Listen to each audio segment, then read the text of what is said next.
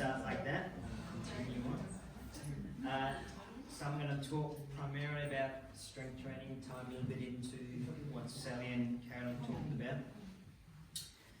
So bear with me if I get it all technically to work. Who am I? Well, obviously somebody who likes to if you haven't met me. So this is just a little bit of background. I used to work as a track work rider over at Morganville. So early starts 6 days a week for 5 years. And it wasn't always sunshine. So. And I also ended up with 2 broken hands. So it wasn't the safest way to make a living. So then I decided to, this is another bit of my background. So last time I did a talk, so I'm a bit rusty.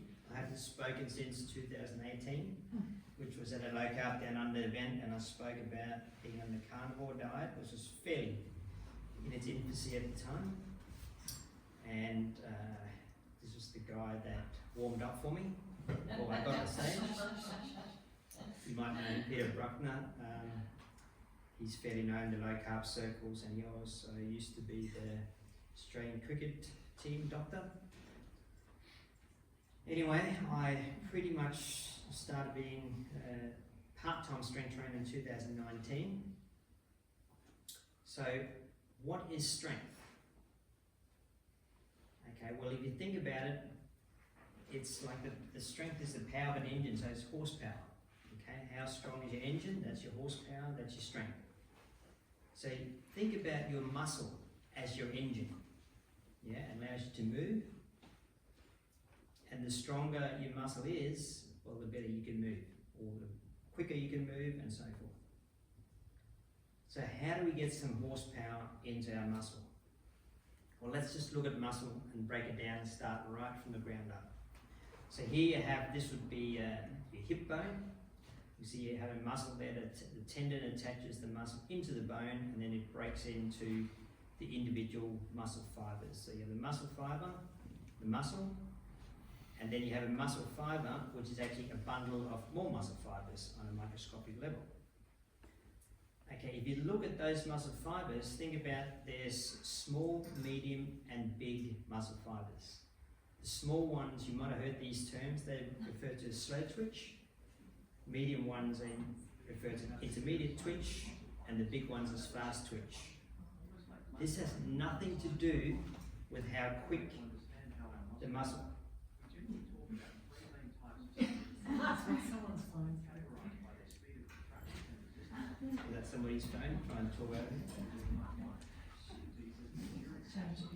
Okay, so what they actually, the twitch actually refers to, if you look at the small ones. Siri got hold of something. I love it. Your smallest fibres, your slow twitch actually refers to they're slow to fatigue and fast to recover. So nothing to do with the contraction speed of the fibre. Your big ones, fast to fatigue and slow to recover. And then your medium ones, they're somewhere in between. Okay, don't worry too much about the details, you just get an overview. So if you're walking along a flat surface, you're using mainly your small fibres, your slow twitch. And you can walk pretty much all day, yeah? There's not a lot of resistance walking flat, and you'll just use these small fibres over and over, yeah? Even when they're fatigued, they recover quickly and they kick back in. Then if you want to start running a little bit, then you might start to tap into your medium fibres, and you can run for a fair while, you'll get a bit more tired, but even those fibres will recover and kick back in. So you can go for a 10-kilometre run and you're using your small and medium fibres. Now if you want to tap into your big fibres, you got to move really quick on a fast surface. Yeah, more power needed to move your body through space. But once you fatigue those, they don't recover like that. That's why you end up at a sprint, you have to stop and catch your breath. Yeah? You might not want to sprint anymore that day. Okay, so if your only exercise is walking, your small fibres are going to remain strong. If that's all you do, what do you think is going to happen to your medium and big fibres? Anybody? Come on, I know there's some people who knows. Bugger off. Bugger off, yeah. They're going to become weak because they don't get used. Same, use it or lose it, right?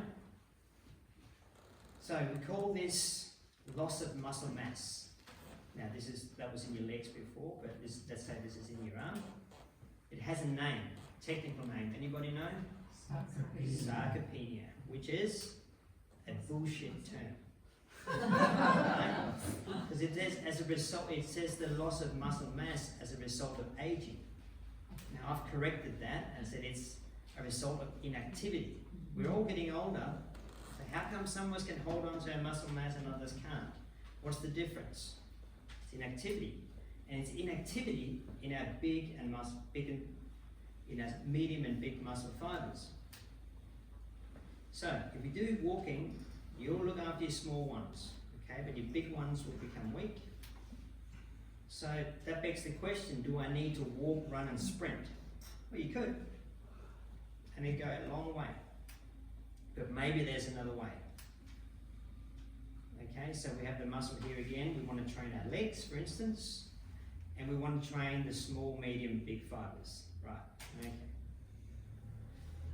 Now, don't worry too much about reading it all, but just the stuff I've underlined is that what the Henneman size principle says is that fibres recruit sequentially. Yeah, so if you're walking, you'll only activate your small fibres. If you start running, you'll activate the medium. If you start sprinting, you'll activate the big ones. So they don't all start together, yeah? It'll make a bit more sense in a minute. So, if we start contracting a muscle, we always know that depending on the resistance of the muscle, your small ones are going to activate first, and then your larger ones. Alright, that's all I want to remember from that. So, again, we want to train all the fibres in our legs. We could walk, run and sprint, right? Or you could just do walking and add resistance to your walking. Now, how would you do that? I want to see if anybody's smart enough to think what I thought. How would you add resistance to your walking? Weight based. You could weight vest, yeah. What else could you do? Walk up here. You could walk upstairs, yeah. All right. So let's do an example of training all your fibres in your legs, the small, intermediate, and big. Let's say you start walking up a long flight of stairs, and let's say each step requires 30% of your fibres to activate. So that's the little square I've got to the left. And you keep walking up at the same pace. The small ones are going to fatigue, and then can you see how, as they fatigue, the next one kicks in? Yeah, because each step doesn't require any more force output, but because the resistance of walking up is enough, then they will fatigue quickly because they are not that strong. So the next segment kicks in. Now you just keep walking up these stairs. Okay, so now you've walked up, now you've fatigued more your small, you're into intermediate, and you keep walking and walking. It's getting harder to lift your leg up. Getting into the big ones now. Now it's getting really heavy just to lift. But see, you haven't backed off. You've kept the tension on your muscle and not rested. So you move through those fibre types. Now when you get right into the big ones, I guarantee you can barely take another step. Then you can barely stand up when you've fatigued all those fibres. You've got a few big ones left. They kick in and you're falling over. Right? You are at full muscle fatigue. We call that, oh well now I gave away, I was going to try and make you guess this. What do you think that stands for? MMF. Maximum No. Multi. Maximum. Muscle, no, momentarily muscle fatigue, yeah? You will survive, yeah? You get to the top, you just can't stand up before that. So, now you just train all the fibres in your leg muscles by walking up the stairs. Great, we can do that. If you don't like the idea of falling over, maybe there's yet another way. You could use a device like this. Okay, the good thing about the leg press is that you start by laying down. Okay? Falling. So we're going to do the same thing, right? And you finish by lying down. So you're not going to hurt yourself. All right. We do the same thing here. You get in the leg press. You select a weight that requires, again, about 30% of your fibres to start moving the weight. So it's fairly heavy. And then you just keep going like you walked up the stairs. You'll fatigue the small ones. The next segment will kick in according to the Henneman size principle. And you just keep doing that. Looks simple enough. Yeah. But again, you're feeling like you're getting close to the top of the stairs here. Yeah. You're into the big ones. Now it's not so pleasant anymore. And you're still lying down when you're full fatigue, right? But you can no longer move that weight. Okay. You have now just trained a momentary muscle fatigue. That's what you need to do if you want to maintain all your muscle mass. Walking is not enough. Lifting light weights is not enough. So, you have now just, if you do it in leg press, you've done that safely. That's the good thing about it. You don't want to get stronger and then hurt yourself in the process. Does that seem like a pretty good idea? Yeah? Alright, I'm just going to show you, for those of some of you know how this looks already, but for those of you who don't, I'm going to play you the most boring 2-minute video you've ever seen. But bear with me, okay?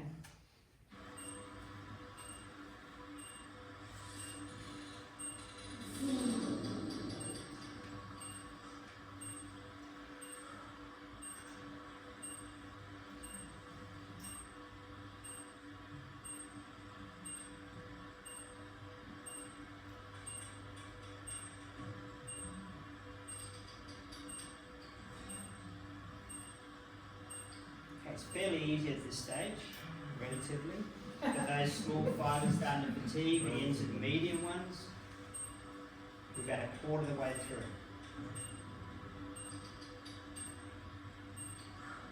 See, I'm trying to remain calm.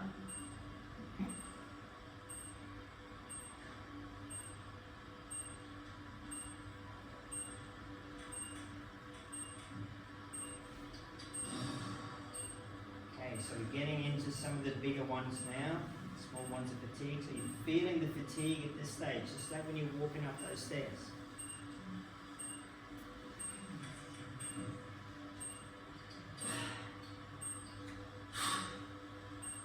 Heart rate's going up even though you're moving slow.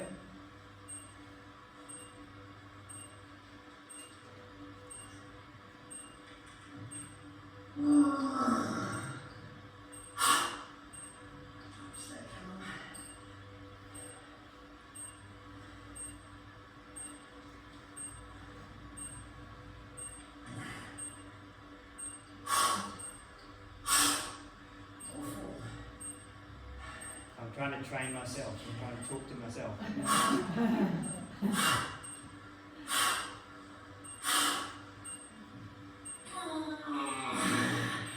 Breathe. Breathe.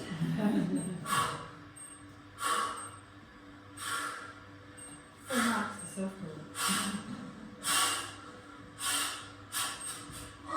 Okay, then I can't move the weight. Momentary muscular fatigue. Get the idea? You don't have to sprint to activate your big fibres. So you can use the stairs, you can use some of the leg press, but make sure you get all the big fibres done. Alright, well what about the upper body? We want to train the muscles in the upper body as well. We want to get the small, big and medium there too. So, for the chest, the shoulder, the back of the arm, the triceps, you can do a pushing movement. And here's another, not quite as boring as the first one, but this is me instructing on the client. He is not Marty, he's not here today, but he's got selected as the unlucky representative. Okay, about 2 minutes again. Bear with me. Here we go. On 3. 1, 2, and 3. Beautiful. Stop. And slow again. Perfect. Soft rock out. Good. Just keep that slow control. Beautiful. Now here we go. Right tap. Ready. Tap. Yes.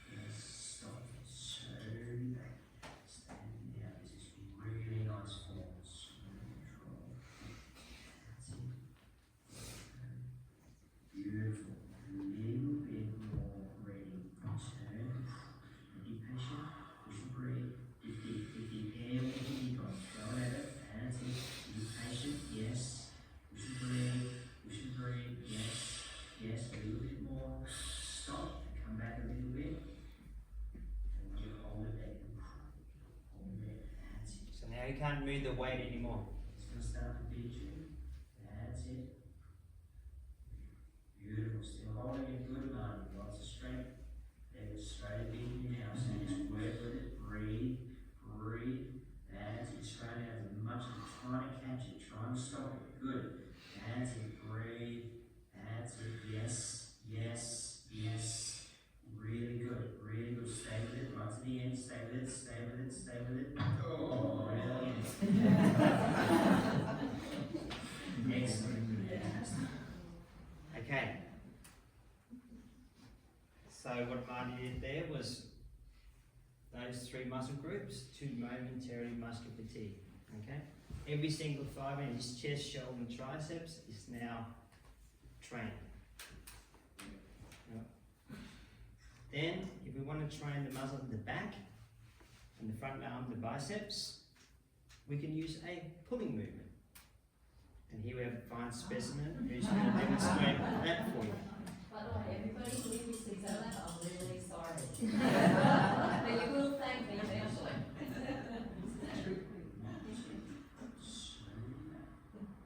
Super. Really good posture. You will be turn, working into, and you hold. 1, 2, slowly back. Beautiful. You will be turn, working like patiently, contracting fully. Hold the contraction. 1, 2, slowly back.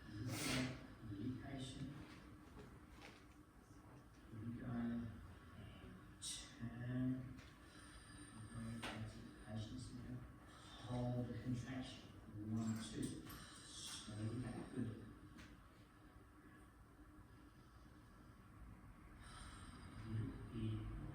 Turn. Work into patience now. I'll help you a little bit here where the sticking point is. Good. 1, 2. Slowly back. Excellent. Really good work. A little bit more and turn. Working into holding posture. That's it. Contracting, contracting, contracting. There. 1, 2. Slowly back. Beautiful. Stay with it now. We're right in the big fibres. Here we go. Ready. Turn. Breathe. Holding posture. Let's do this together. Contracting, contracting, contracting, contracting. There. Now hold it for 10 seconds. Pull as hard as you can. 9, 8, 7, 6, 5, 4, 3, 2, 1. And slowly release the last bit of work into the muscle. That's it. Holding good posture.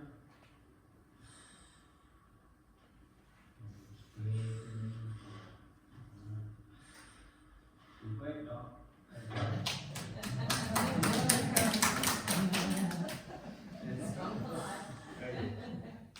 Okay. So now you have just trained your whole body in 3 exercises, about 2 minutes each. If you do that once a week, you'll maintain your strength and maintain all your muscle mass. 6 minutes. Yeah? Is that doable? Looks pretty easy, doesn't it?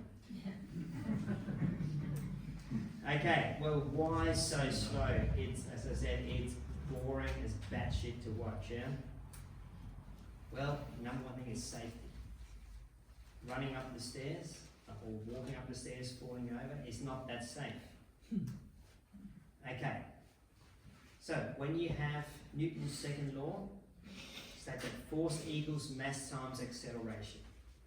So the quicker you move something, the more force you're going to generate. So here's Marnie doing the chest press. You saw how slow he went, because as he's moving that way, he's generating a force back into his joints, into his joint cartilage in his shoulder. So this is just you can see the shoulder joint, and into his tendons of his muscles. So if he moves really quickly, just like if you're going to tow a car, 2 cars, and you tie a rope between them, you know, you can snap that rope if you move quick, right?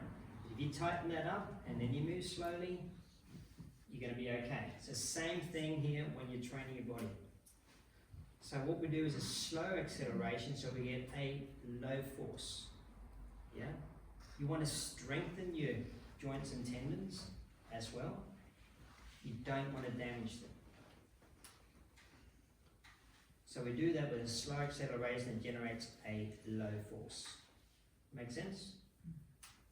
Okay, and by that we avoid injury. How many people have you heard about going to the gym and getting injured?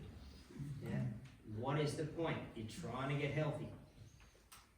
Okay, so if we do a fast acceleration, then what sort of force are we going to get? It's a trick question again. What's the opposite of low? You're going to get a high force, yeah? That can lead to the tear and the damage into your joints and tendons. This is why we move slow. An example of a fast acceleration is a sprinter taking off. Yeah? They engage all the fibres at once because they're not interested in safety, they're interested in getting to the finishing line first. So they're willing to take that risk. But if you're just after the strength, you don't need to take the risk. And what often happens, how many hamstring tears have we seen of sprinters? Yeah? It's not that they're not strong. Usain Bolt had it happen. He's probably the best of the best. Well, he was. And he even tore a hamstring. So you don't need to do high force because it's too risky. Okay, so why so slow? To avoid injury. Okay. You can also do strength training for injury prevention. If you think about your skeleton is suspended within your muscle. Okay, your skeleton are held together by ligaments. So ligaments allows a joint to move within a certain range. They're not supposed to be stretched. They're kind of just holding your bones approximately, yeah? But your muscles are controlling the range, yeah? So we all know this ligament at the back of the knee. Do you anybody know what that is? Trick question again. Make sure you're awake. Cruciate. Yes, your ACL, yeah? So it sits there at the back of the knee, it holds the knee together, yeah? Again, it is not meant to be stretched. Anybody ever hurt your ACL, by the way? One, yeah? Common injury. So muscle move the bones to keep a joint within a certain range so the ligaments don't get overstretched. So there we have the joint without the muscles, and then we pack the muscles in. So see how those muscles will control that joint, yeah? So what happens if the muscle of the knee become weak? The ACL could tear. It can no longer control the range. It could be why that happens. So if you keep your muscles strong, you will protect your ligaments. How do we stay strong? Strength training. Okay? And I propose to you, one set once a week is enough. Doesn't sound like a lot, does it? Okay. If you want to see any of these exercises, how they perform like Caroline just did, they're all, I've got a YouTube channel. And you can watch to your heart's content there if you've got nothing else to do and you want to fall asleep. Okay, so now I want to talk about the sun a little bit. Especially morning sun. Carolyn talked about the mitochondria. And she talked about, it's also called, what's the other, so there's a TCA cycle. It's called Krebs, yeah. Okay, it's all the same, right? Basically, think about it, what goes on in the mitochondria. Now, that little chemical reaction cycle there, it is very good at burning fat, right? What do you think that makes that cycle run really well? I gave you a hint before. Sunlight. Yes, it just loves morning sun, yeah? So if you want to lose body fat, and this is not working for you, try to get some morning sun on your TCA cycle. But don't take my word for it. Here's a little case study. And Emma, which is present with us today, She came to me in February 24, and she wanted to get stronger, but she also wanted to lose weight. Anyway, this was at the time I was really getting into the sun bit, and I'd heard about this stuff, so I said to Emma, can you just do me one thing? Watch the sunrise. Yeah? Now, did we talk diet, Emma? No. Started strength training, I think that was your first session, I think it was your second session. So Emma just sat outside, not even watching the sun, but just being outside. I've seen where Emma sits, there's a big fence, but she was outside at sunrise, yeah? So not even watching, this is me watching the sun every morning, yeah? Usually reading a book. And then 10 months later, how many kilos, Emma? 54. So 54, Wow. yeah? Well done. Wow. So that was just kind of the power of the sun, yeah? Wow. Did the strength training have an impact as well? Yes, it did. I have another client over the back here who lost a lot of weight. Am I speaking the truth, Herb? Sure. Yeah. Okay. But in this case, it was so blatantly what happened, and then Emma went on a 10-day cruise. She didn't strength train, and she told me she ate really well. And she lost another kilo too. She was gobsmacked, yeah? Without strength training. Okay, so if you want to burn fat, you need to get some sun onto your TCA cycle, into your mitochondria. That's where it happens.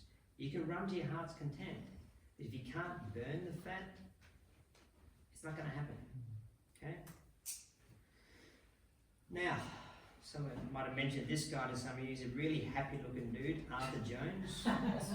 So if you ever look up Arthur Jones, there's some old talks on YouTube. He always has a scowl on his face. He never looks happy. Alright?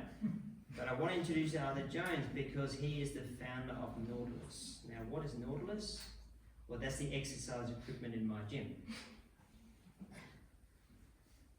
Now, Arthur was also one of the first to really work out. I asked, well, what is it that exercise does? And his famous saying is, exercise is not capable of producing anything of benefit. Well, what does he mean by that? He said exercise is a catalyst. It's a signal to your body that your present level of strength is inadequate to meet the demands you're imposing on your body. But let's just think about that for a minute. What is it when I did the leg press, Carolyn did the row? What is it that we're telling the body? What is that signal we're sending? See, we're telling the body because we work at a high level of exertion, and then we go to momentary muscular failure, so your body really freaks out. So we're telling it what you have, the strength level you have right now is not enough to meet the demand I'm putting on you. That's what exercise does. It's a catalyst, and I can't put it any better than Arthur Jones. So, introducing you to Doug McGuff, which I've probably mentioned to you guys every single session, those of you who come to me, always according to McGuff. Anyway, I think of him as like the protege to Arthur Jones. But he wrote a book called Body by Science. He kind of put all this together for the first time. I believe the book is, correct me Sally, 20 years old? Yeah, something like that. So this is not new stuff, yeah? And he's all over YouTube. He does some, if you go and watch his videos, you'll see that what I'm talking about, I'm just basically copying what he talks, yeah? He's sort of been my mentor. I've never met him. I've read him a few emails. But this was this particular talk was the one that kind of changed my life. In it, he talks about the signal, the organism, and the response. Okay, what does he mean by that? Well, we heard Arthur Jones talk about exercise as a catalyst, it's a signal. Okay, so the signal is the exercise. Okay, we get that. The organism is obviously your body. You apply it, you give your body a signal what is the response we're looking for from that? What's the response you would like? For those of you who come to me, what's the response you would like from sending a signal to your body? Strength. Strength, yes. Or in other words, build more muscle, yeah?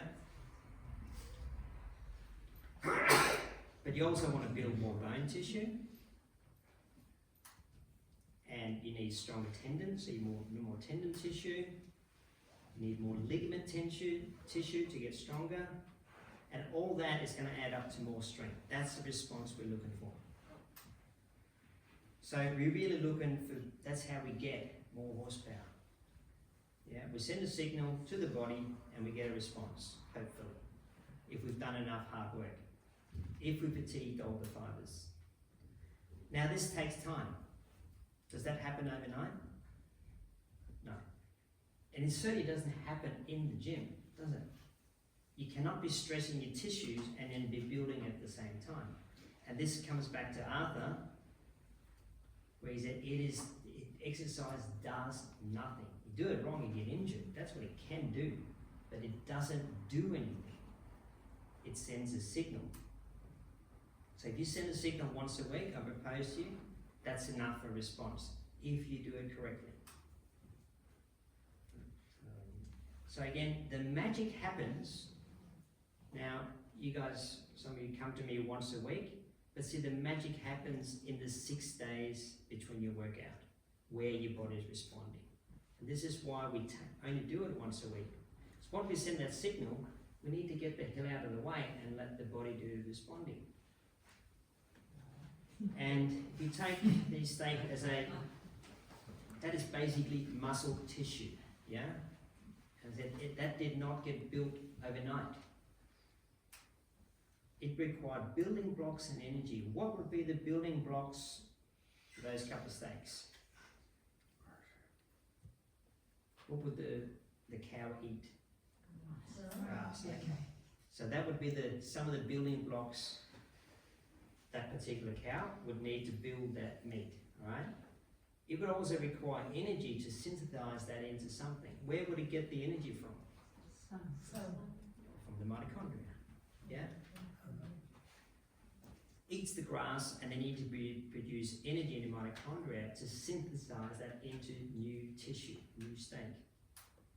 All right, so now you want to build muscle tissue, you're going to need building blocks. What would be a good building block? Not grass. Not grass. I don't recommend that. Good sort of protein. So you would eat the meat that the cow produced.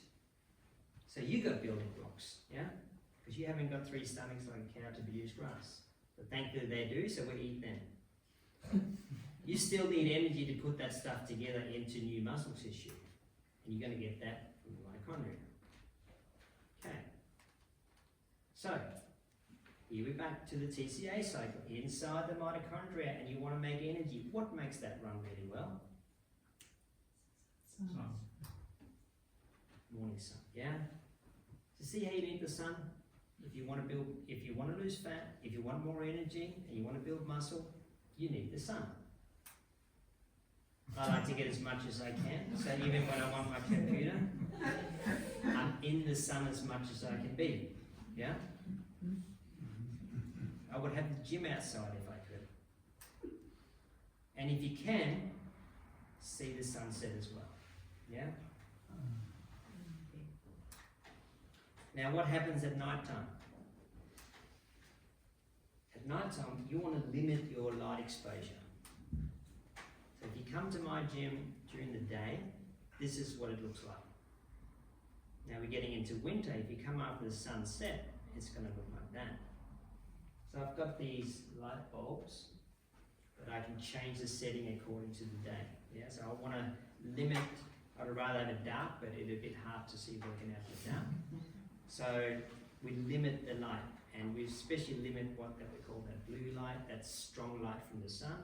So this is more like a sunset light environment. And you also see I've got these glasses on to limit, especially now we're under artificial lights. I don't have my normal light. I didn't have time to change all the light bulbs before I came. So I put a pair of these on. If I'm on my computer after dark, I have a program called Iris, which makes the screen a little bit red or amber as well. It takes out that harsh light. Yeah, so it's not like, no light is better, but this is kind of mitigation you can do. Okay, but you want to limit your bright light exposure at night. Why? There's many reasons, but what would be one? Okay, you're on the right track. You heard of melatonin? Yeah? Now, melatonin, again, just what I circled there in the red, it is secreted in the brain during the night. Plays a crucial role in regulating the sleep-wake cycle. Okay? That helps you sleep. Basically, we use melatonin to sleep. Sun goes down, moon comes out. It's released in your brain. It helps you sleep. Okay? So it's kind of like when that change of light, that's the signal for your body to start releasing melatonin so you can go to sleep. So if we're there under bright lights and telling it's middle of the day, when there should be no light, we don't get that signal. It doesn't release it. But what time of day do you think we start making it? Has to be made before we can use it. Who said that? Somebody say morning? No, I just groaned. Okay, in the morning and throughout the day. So when that first sunlight hits your eyes, that's when you start making it. So isn't that funny? A hormone we need to go to sleep is made in sunlight and it's made at the start of the day. So you miss that sunrise, that might be why you can't sleep. Now, another trick question. In what part of the body do you think we make melatonin? Is it pineal vein? Some of it, yes, but most of it is in this little fellow again. We keep coming back to this mitochondria, don't we? Yeah, it doesn't matter what we do, as Carolyn said, that's the powerhouse of your body. Okay, it's the main producers of melatonin. As you can see, they're producers of, they call it an antioxidant. Sleep is just one thing, it does a lot of things. Again, what makes the T cell run really well to produce melatonin, do you think? Have a wild guess now. What do you think? What makes it run really well? Sunlight. Yeah, sunshine. Yeah, in the morning, throughout the day. Okay, so if you want to lose weight, get in the sun. Ramp up your TCA cycle. If you want to build muscle, eat some meat certainly, but get in the sun so you get the energy to build that muscle. If you want to sleep better, get in the sun. And especially the morning sun. So just to finish off, I want to talk about age. Told you before, this is a bullshit term as a result of aging. It is a result of inactivity. Yeah, my youngest is 13, my oldest is 83, and everything in between. Yeah, both of those are getting older. I always tell everybody, you're a week older than you were last week. Yeah, so we're all getting older. How come we can maintain our muscle mass? Because we're not inactive, and we're especially active with our medium big muscle fibers. But don't take my word for it. Here is definitive proof, and we have the fine specimen present tonight. So this is Sue. She is a grandmother, and I'm going to show you what a grandmother can do. Beautiful. Good. Just keep that confidence, that calm, control the hips. Beautiful, beautiful. 100th session. I know.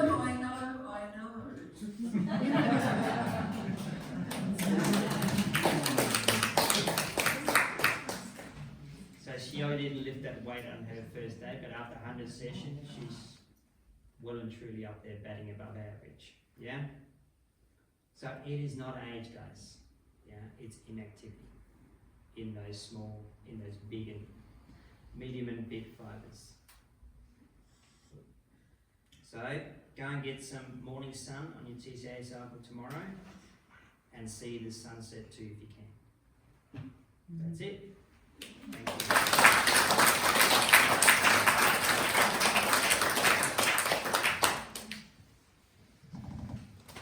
Any questions at all? Well, I think that's a wrap. Yeah. Thank you so much for coming and being part of this amazing community. And I think we just keep gathering and talking and learning. To me, it's all about learning. I mean, you know, the focus on sunlight, as you all know, Olaf is so much more than a trainer. I think he's pulling together information and just kind of disseminating it.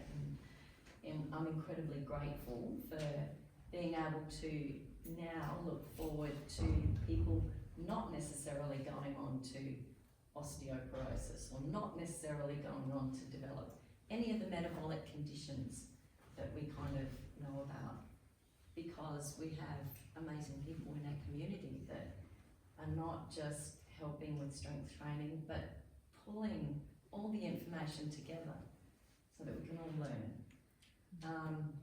And so, yeah, we will put together something else, and maybe 6 weeks, 8 weeks. Yeah, sounds good. And if Yeah. anyone knows of any other venues that are available as well, just so we can spread the word and move around, then that'd be great too. Yeah. And we'll try to keep the information fresh. You know, I won't repeat this talk entirely. I'll try so you don't fall asleep. You don't have to watch me again. But yeah, also we've got do we have a WhatsApp set up? Oh yeah, we Yeah, so we'll try and, really want that. yeah, if you want to connect on the Facebook, you know, talk to me, talk to Carolyn, talk to Sally. And yeah, it's basically just start, you know, sharing information, stories. Because I think stories are very powerful, like Emma's story here tonight, you know, like Sue. That's what inspires you to, oh, if they can do it, I can probably do it. And there's more stories like that, and I know people in the audience that are, yeah, so, but that's kind of the proof in the pudding, you know, doing it, making it happen, and feeling the difference and seeing the difference, you know. I could pull out that many comments over the years now. You know, I couldn't walk upstairs, and now all of a sudden I can.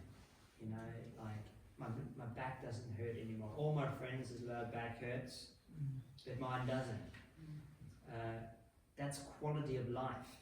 You know, just like strength training is, if like I'd say to a lot of you guys, it's look.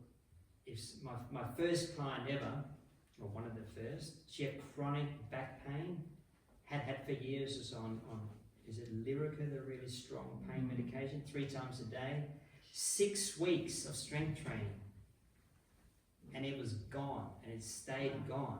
Then she quit, she felt that side. But the point was, there was not, if something like strength training fixes it, there was never anything broken. Things were just weak and they needed thickening and strengthening up to what they should always have been. It's an easy fix with a little bit of huffing and puffing, yeah, done safely. So we're not always as broken as we think we are.